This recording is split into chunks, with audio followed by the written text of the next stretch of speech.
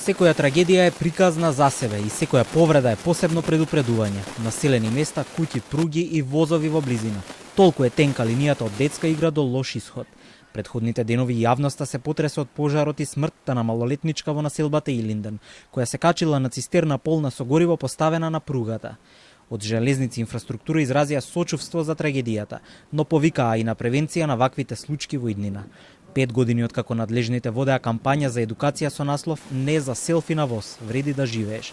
Во најава е нова кампања, вели директорот на МЖ инфраструктура Хари Локвенец. Други мерки, како ограничување на пристапот до одредени опасни точки во железничкиот сообраќај, се дискутабилни.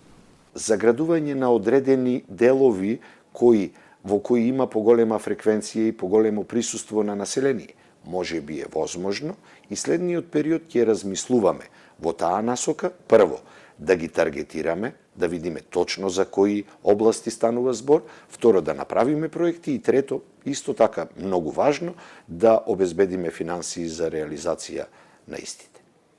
Според информациите, снимање на TikTok видео се испостави кобно за 14 годишното девојче во Илинден, а детската игра на неколку девојчиња се претвори во кошмар. Место полно со високонапонски жици, сигнализација и таблички, железничките станици и железничките пруги се последното место каде што децата треба да ја бараат својата забава и каде што постојано демнат сериозни повреди и смрт. Според директорот на Железници инфраструктура, има и многу други работи кои треба да се направат за зголемување на безбедноста во делот на железниците, но едноставно условите не се секогаш во склад со побарувањата. Повеќе од 700 постоечки пруги и други во изградба, но само една регулатива која се бара во ЕУ. Првата работа која е предлог на Европската Унија е денивелација на патните премини. Ама сето тоа ние сме во можност да го практицираме во пругите кои се во новоградба, кои сега ги градиме.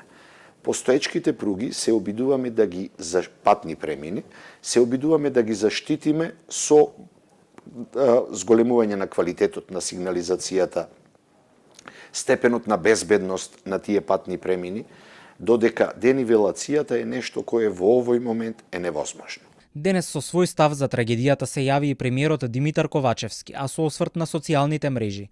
Најави дека во иднина државата ќе размисли како се користат социјалните мрежи и што треба да биде дозволено, а што не, без да прецизира детали. Запрашан дали по примерот на други земји ќе се размислува за забрана за користење на TikTok, Ковачевски одговори дека согласно стратегијата за дигитализација и за медиуми, во иднина ќе се размислува и за ова прашање.